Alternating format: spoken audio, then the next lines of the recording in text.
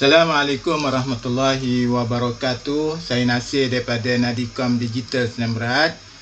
Pada pertemuan kita kali ini, kalau tuan-tuan dan puan-puan nak masukkan nak buat kerja untuk bank reconcile, yang pertama sekali kita ambil kat sini dan ambil yang Maybank contohnya. Okey, apabila kita nak load statement, kita klik dekat sini, dia keluar macam ni. Kita pangkah ni, kita pergi ambil je yang dekat depan desktop. Pasal tuan-tuan dan puan-puan yang letak depan desktop ni, dia akan keluar macam ni. Jadi untuk elakkan keluar macam ni, kita nak kena pergi dekat cancel dulu. Okey, kita pergi dekat I love PDF. Mana I love PDF ni, kita cari unlock PDF, klik ni dan kita select PDF tuan-tuan dan puan-puan.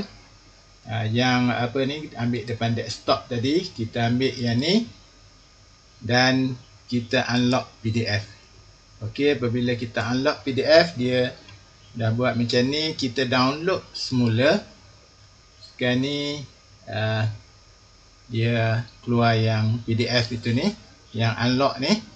Kita tahu dia pergi download kat mana. Untuk kita tahu download kat mana, kita klik kat sini, kita open kat sini dan kita lihat dia unlock kat sini. Okey, jadi yang seterusnya, apabila kita nak buat bank reconcile, yang ni kita nak kena batalkan dulu.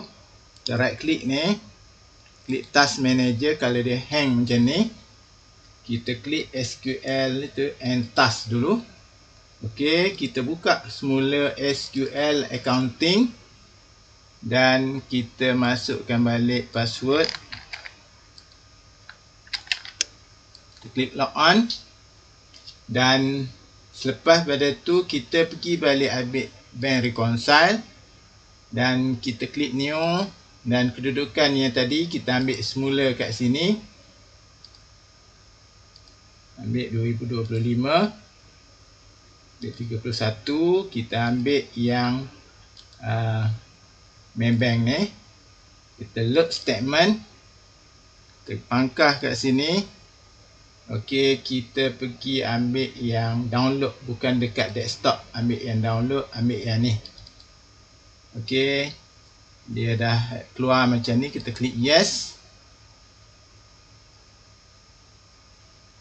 Okey, dia dah keluar. Okey, sekarang ni tarikh dah 2025. Jadi saya rasa cukup sekadar tu dahulu.